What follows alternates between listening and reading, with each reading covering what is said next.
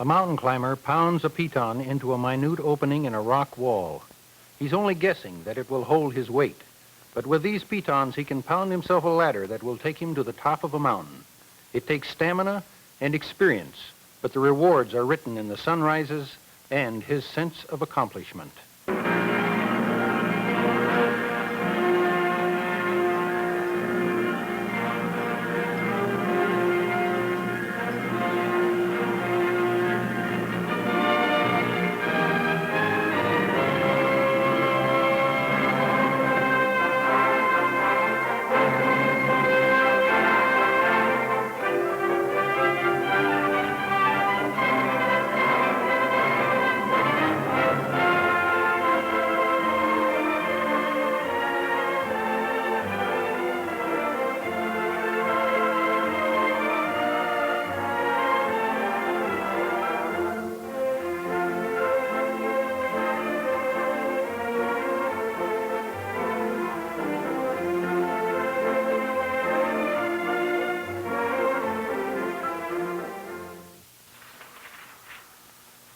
Hi again.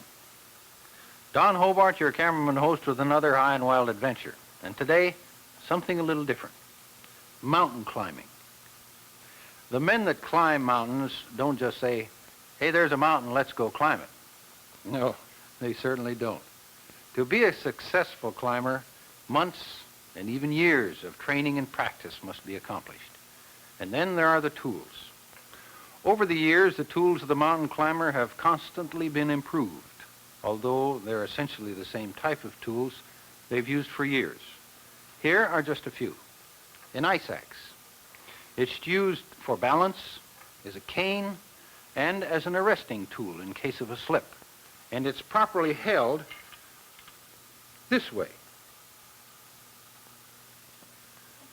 This is a vital part of a climber's equipment. He uses it to pound pitons into the rock, and just as important, he uses it to sound out rock. And of course, the tapping of a solid rock has a completely different sound than a loose one. And these are the pitons. They come in all sizes and shapes, and they're used to hold the climber onto the rock walls when there are no handholds or footholds. And this is a carabiner, used as a fastener between a piton and a rope. And finally, the climbing boot, used for climbing the glaciers and ice climbing, and I would hardly recommend it as a dancing slipper. So, how do you become a mountain climber? You go to school. Now we'll take you to the rock walls of Horsethief Butte.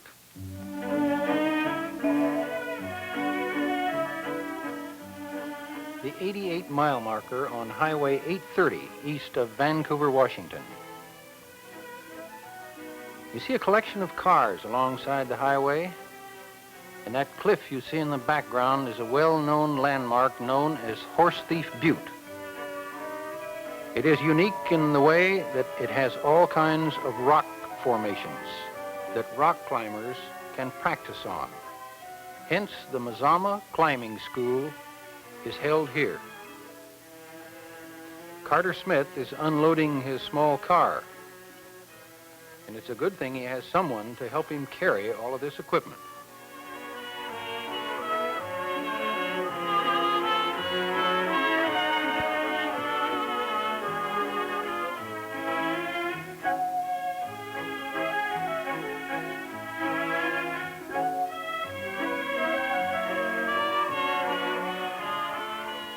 Climbing ropes, a bullhorn to give instructions, a pack loaded down with pitons, and you're ready to go. High up on this bunch of cliffs, and it has a very strange formation, this is probably why it's called Horsethief Butte. The interior is almost hollow, and all of the climbers down here are going to school for their first time. They're practicing, they're belaying, their rappels, and everything else on level ground first. This is what you practice. Knots, belaying, your anchor technique to hold another climber, traverses, balanced climbing, which is very tricky, a chimney climb or a slab climb, plus your rappels. And as you can see, age doesn't matter. These youngsters are having a great time.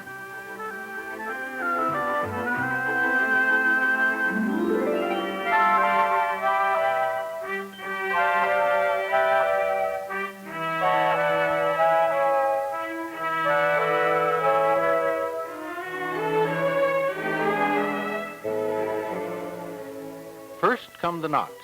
How do you tie a bowline? Just ask one of these kids. They can tell you and tell you quick.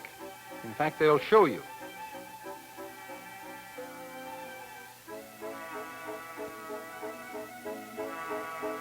Here is exactly the way you do it. Over, through, under, and back through. Now, have you got it? Okay. Go climb a cliff.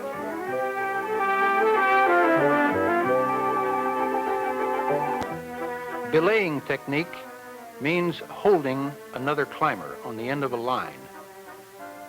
This man will show you exactly how it is done. With the strange way they have of holding this line, he can hold the complete weight of another climber swinging in midair if necessary, and you'll notice that he's not ever letting go of that rope. At no time is that rope ever free to slide out of his hands. He's taking up slack, and that climber on the other end can almost jerk him off his feet if he wasn't hooked in. He lays the rope across his body and blocks it. But he's also anchored to the ground or to a rock wall, whichever is necessary. All the climbers will try this. It gives you good experience, and it shows you how to hold the lines and the ropes. Now, at any given time, this man on the end of the rope will jerk and jerk hard. Gloves are a necessity.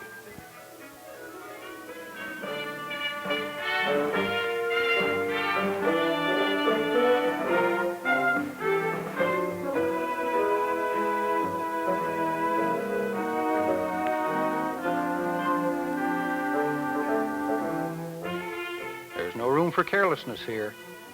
A poorly fastened piton or a poorly fastened carabiner can lead to real trouble. Dorothy Harrington is holding a class of traverse. Each climber is locked in with a rope. Here again is the anchor point to the belayer. The belayer is the holder. He's the man that must stop any fall. Dorothy climbs up and even points out footholds. The belayer is playing out slack as this man traverses across this wall. If he slips, he may get a slight bump as he swings around the wall, but he is always in a safe position with that belayer holding him. And then all of a sudden, here comes two kids along with no string on them at all and make the climb swish, swish.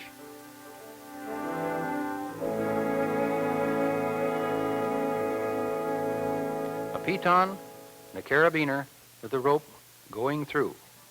This allows the man to move across the wall, and you'll notice safety comes first.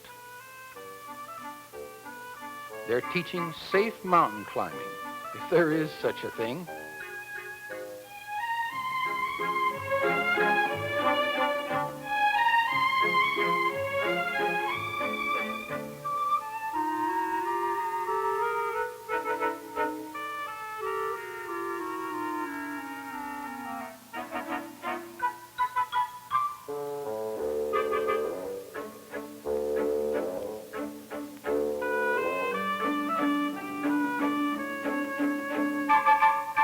They're practicing a rappel. How would you like to swing out over an open chasm such as this, with just that thin rope holding you? This is mountain climbing.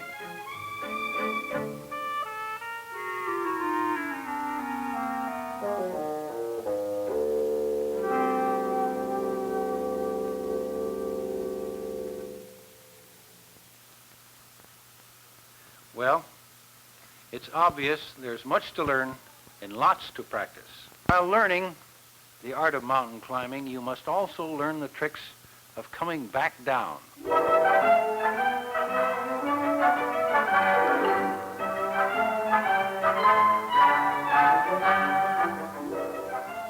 Everything that goes up must come down. This is the easiest way to get down. He's rappelling on a double rope. The main requirement here is both ends of that rope must reach a suitable landing spot. The first time you do this, it becomes a bit of a thrill when you first swing out over the face of a cliff and then start down. You always have the sharp eye of an instructor on you at all times in this school, and they stress, number one, safety. The instructor has the colored ribbon on his left arm. He climbs up beside a student who is making a rather difficult climb, almost straight up on the rock wall. The belayer is above. Now, belaying, you can lose contact, voice contact, if you're actually climbing and you cross around the corner of a windy ridge. Then they have signals. They use sound signals on this rope.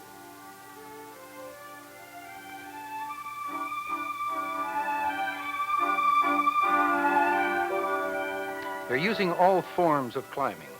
This is a pressure climb used in chimney climbing and on a face climb. Now his problem is that he must turn around, actually pivot his body, but he must be in the exact right position to do this.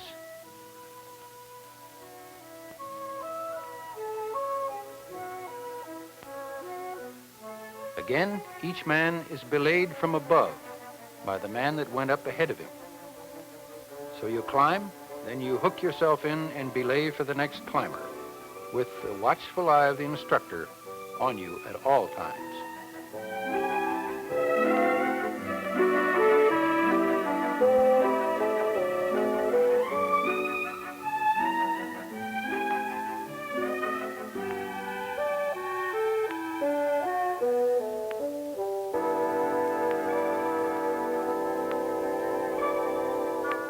The rest of the class is watching from below.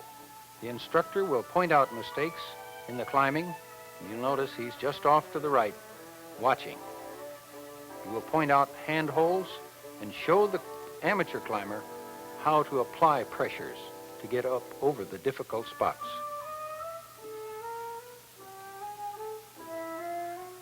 The rope signals are unnecessary at this point because everyone can hear what the other person is saying, even on the end of the line. But in some cases, you can't even hear when 2 or 3 people are tied to the same rope. And here they use the signals. 2 jerks means that the man is climbing.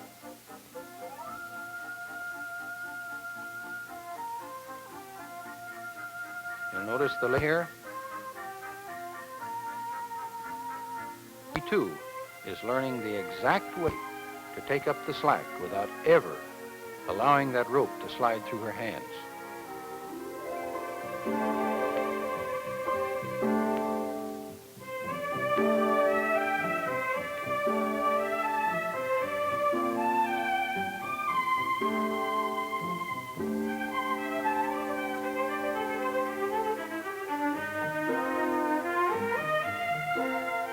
Below us, a lake. Down at the other end of the butte, they have a chimney climb. This butte is probably 300 or 400 feet above the ground surrounding it, and it has every possible type of climb that there is, including the chimney climb. This looks just a bit scary, and it is. I'll tell you truthfully, because I was carrying a camera in one hand and hanging on like grim death with the other.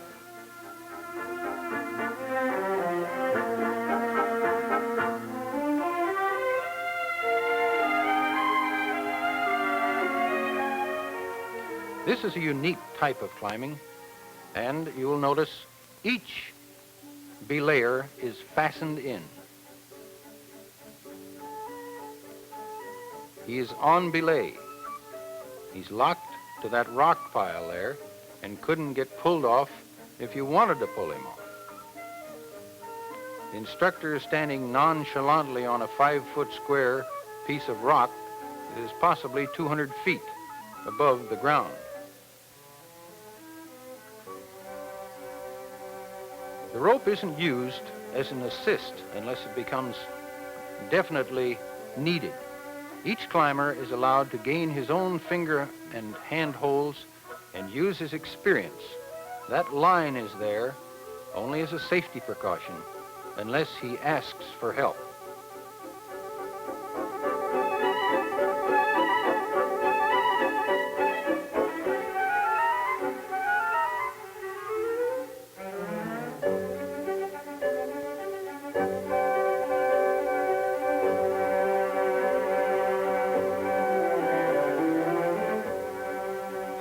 You'll notice most of the climbers are wearing goggles here.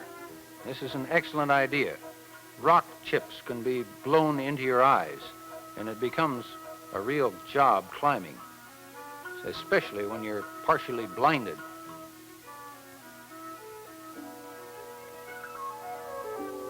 Higher and higher these people go. It takes a certain type of person to enjoy this, but that sense of accomplishment is always there. After you've made your way up a tough ridge, watch the wind blow that rope out of reach.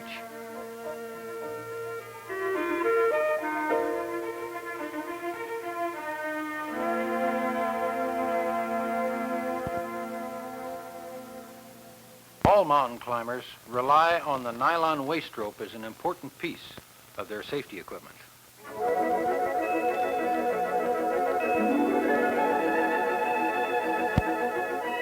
Notice the strange knot on this waist rope.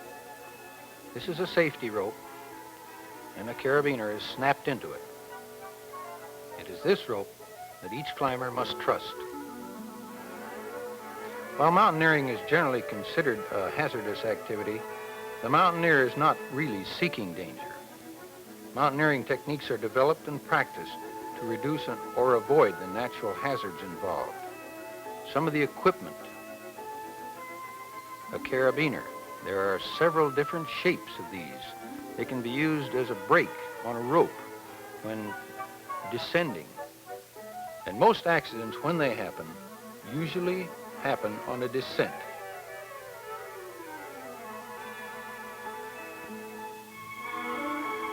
The pitons, piton hammers.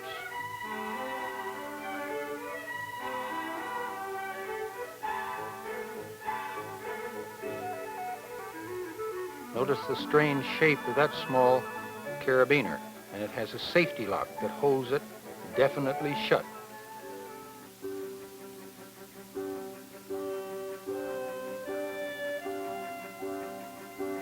A rock drill. This is considered a Class 6 climb. A Class 6 climb is where you have no handholds whatsoever, nor footholds. You must use mechanical equipment to traverse this section of the mountain, wherever it may be. So a rock drill is used. All of the classes didn't have to go through this. In fact, this is one of the extra activities. Carter Smith demonstrates a Class 6 climb. This small rock drill, or an expansion bolt, is actually used. A wedge, when the hole is deep enough in the rock, is tapped into this. It is inserted into the hole that he has drilled and hammered home. Then he taps the back of the drill or the expansion bolt and breaks it off, which leaves a bolt and a hole. With this, he fastens a plate to the wall. He is now fastened solidly in. He hooks a carabiner to it, and thus he makes his next step upward. Notice how he sounds out the rock. He's not just pounding on that for exercise. He can tell by the sound whether it is good and solid. He puts in a piton.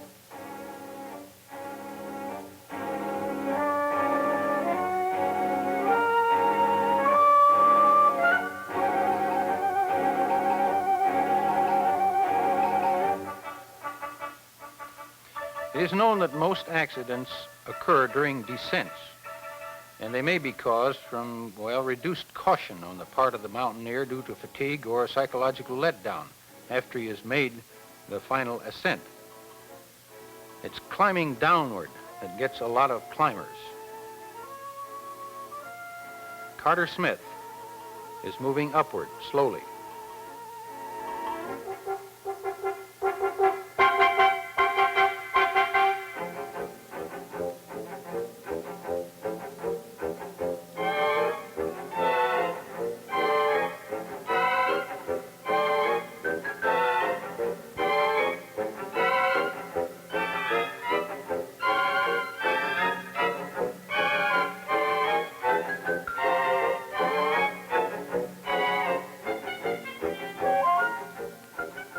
He is safetied in. He snaps his waistline and calls for tension. The safety man down below will snub him in to the side of the hill and hold him. This gives him a chance to operate with both hands free, although he is trusting that piton. He's actually trusting his weight to that tiny piece of metal with a ring on it. A carabiner is snapped in. The waist rope goes into the next one. You can hear him call for slack. Slack is given. And up he goes. Higher and higher.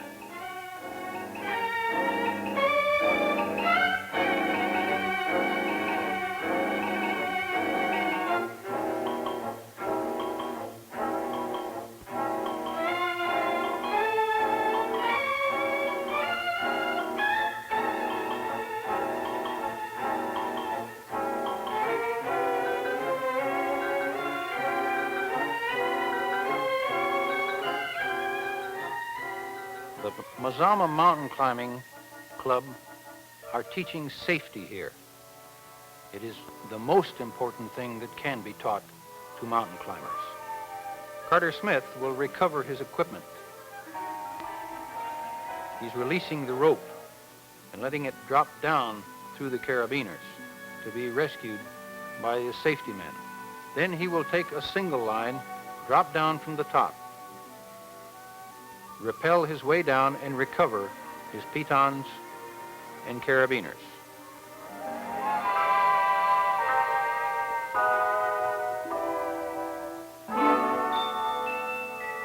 A mountain climber, well, it isn't really as hazardous as it looks, and the rewards are tremendous.